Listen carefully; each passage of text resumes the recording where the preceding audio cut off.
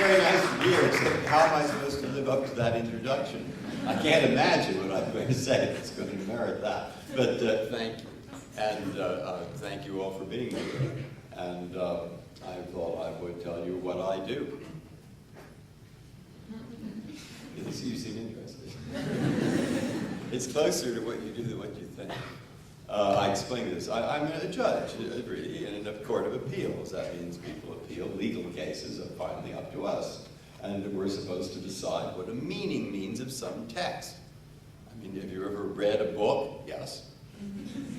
Even though you could use the Kindle. They have words on the Kindle. You run across a phrase you're not quite sure it's about. Does that ever happen?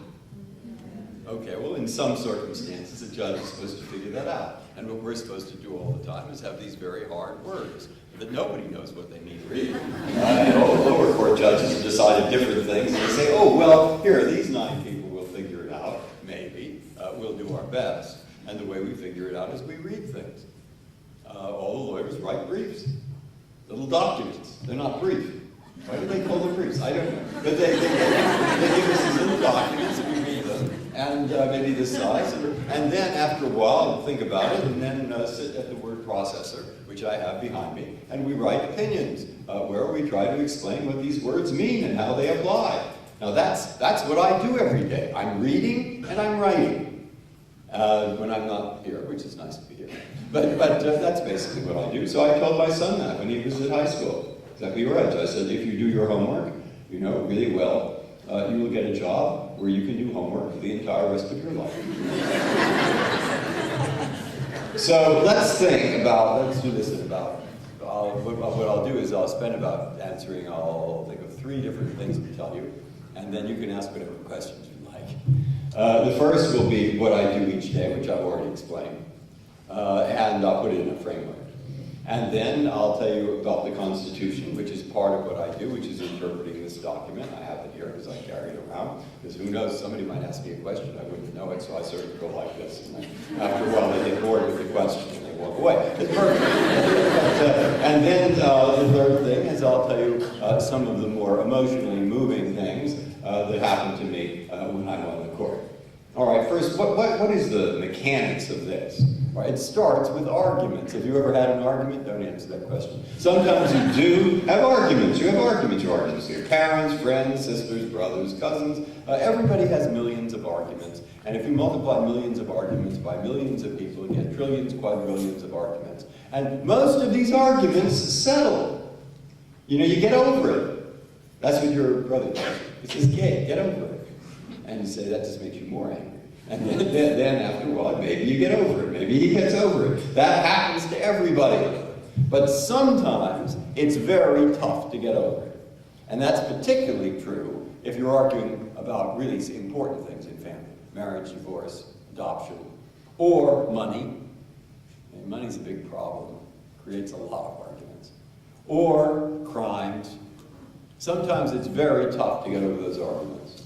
And certain kinds of arguments that are very tough to get over, money, family, crime, people go to lawyers. If you want to be a lawyer, I'm telling you now because you will forget it. It's your job to get these arguments settled. Try to reach some kind of agreement so these 2 people or 3 or 4 who are fighting can go away happier. And sometimes that doesn't work. And then you're in court. And then when you're in court, you're asking the judge or the jury to decide this argument. Still, many of these matters will settle, but some will not. And then you'll go to a trial. And when you go to a trial, the people who tell you what the facts are usually called what? What? Between the judge and the jury, who usually decides the facts? Yeah, jury, exactly. They decide the facts. What happened? Was there an accident? You know, who ran the red light? Was it you or the other guy? All right, that's the jury. But what does the judge decide? He decides the questions about law. Exactly, law. Those are the ones. Law, that's what the judge decides. So then we have our trial. The jury decides the facts. The judge tells the jury what the law is, and somebody wins, and somebody loses. The lawyer who loses thinks the judge is perhaps, let's be polite, an idiot. He got everything totally wrong. Now, the lawyer who wins, what does he think of the judge? No, wrong. He doesn't think anything of the judge. He thinks he's a good lawyer. So the lawyer who loses appeals. And once they appeal, they one loses, wins again, they keep appealing. And finally, there's only one place to go, and that's the Supreme Court of the United States. That's where our cases come from. And by the way, where? In Pennsylvania, where? You're all from Pennsylvania, most of you. Where do they make the law that really concerns you and your families? Name the city. Harrisburg, absolutely right. I cannot tell you how many people think the answer to this is Washington, D.C. It is not Washington, D.C. Probably in Harrisburg or in Philadelphia at the city council or in your local community, that's where they make the law that affects you. Probably almost all the law in the United States is state and local law, not the law they make in Washington. That may be about 5%. But that's what we're limited to. We only consider the cases that come out of Congress and the Constitution of the United States. Now, you get the idea? We're at the very end of the road, and we're only considering about 5% of the cases, and the question is going to be, what is this word? Take some words at random, and there we are, and what do they mean? And I'll tell you one other thing. We get about 8,000 requests every year to hear a case, and we only grant about 80. Oh, God, how do we choose those? Well, if 4 of us want to hear a case out of the 9, we'll hear it. But out of the 4, what's the criteria? Now, the criteria is this. It's pretty hard to follow, but I'll make it easier. We will take cases where we think there's a need for a national uniform rule of federal law. Now, what does that mean? It really means, suppose all of the judges in the country who have ever considered this case, ever, and they've had these 3 words here, pick some words at random here, I have some here. Cruel and unusual punishment shall not be inflicted, okay. And the question, is this cruel and unusual punishment? Suppose all the this, whatever the this may be. Suppose that they've all decided it the same way. Is there a need for us to decide it? Answer, probably no. Probably no. Why? Because they've all reached the same conclusion.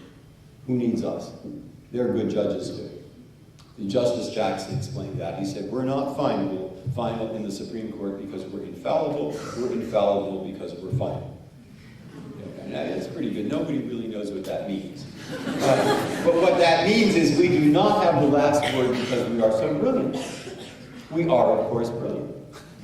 But only in the sense that somebody has to have the last word. So you see, if they've all decided the same way, we'll probably not take it. No, we not hear it. But suppose they've all decided different ways. One judge out in California thinks it means this, another one in Pennsylvania thinks it means that. Should we take it? Yes, is the answer. Of course, because the law isn't uniform, and we are there to create a uniformity. All right, now you see how we get our cases. And we have about 80 of them. And I've already told you what we do once we how to deal with those 80 cases. We have the 80 cases, it rolls across the year, and the lawyers write these briefs. Remember, those were the ones that were not brief. And there we have, I get 12 little boxes for the 12 oral arguments we're going to hear the first 2 weeks of November. We hear the oral argument first 2 weeks of October, November, December, January. Last 2 weeks, February, March, April. And before the session, coming up is November. I'm walking around with my bag somewhere, probably in the car. It's filled with these briefs. That's what I'm doing, reading the briefs. And we have a blue one, that's the side that says overturn the lower court, and then a red one says no, the lower court's great. The yellow one says that the red one was wrong. The gray one, that's the government's always gray. They're the sort of light green ones, that's for any group. You want to file a brief, file a brief. It'll be light green if you're for the petitioner, and it'll be dark green if you're for the respondent. And in a typical case, we may have 15, 20, 25 briefs. If it's a very important case, right to die case, case involving affirmative action, there may be 100 briefs. I'll read those. We'll read them. That's one always read them. And then after we hear an oral argument, half an hour each side, we ask questions, and that's tough for the lawyers. There's 9 of us. And very busy asking questions. We ask the lawyer a question, the lawyer gives an answer, I start to nod, somebody else starts to frown. He says, I think I have a better answer. That one starts to nod, I start to frown. You know, I mean, it's really tough.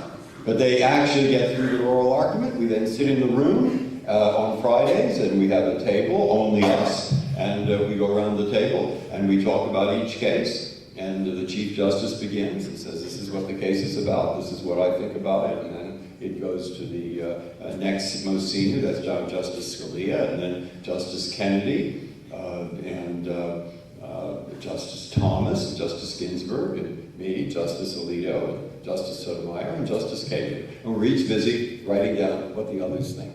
We each have little books where we write down what the others think on each case.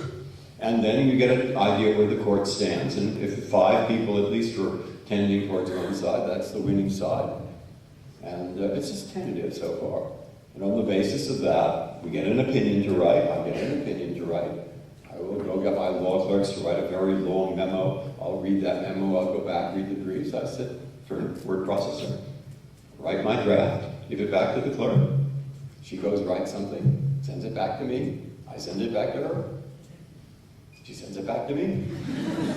And eventually we get something we like, we circulate it, and I hope I'm going to pick up 5 votes, and when I pick up 5 votes, now I've got the court, and I'd like 9, but 5 will do. And there we are. Eventually everybody writes, or everybody has joined another opinion, and the case is over, and the decision is announced. Now you understand mechanically how the Supreme Court works, and you're thinking to yourself, okay, I got this, but really, is that what's so exciting about it? Just sitting there and doing your homework day after day?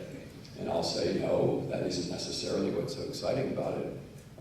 What's exciting is the content of the homework. It's what we're writing about, and it's what the issues are.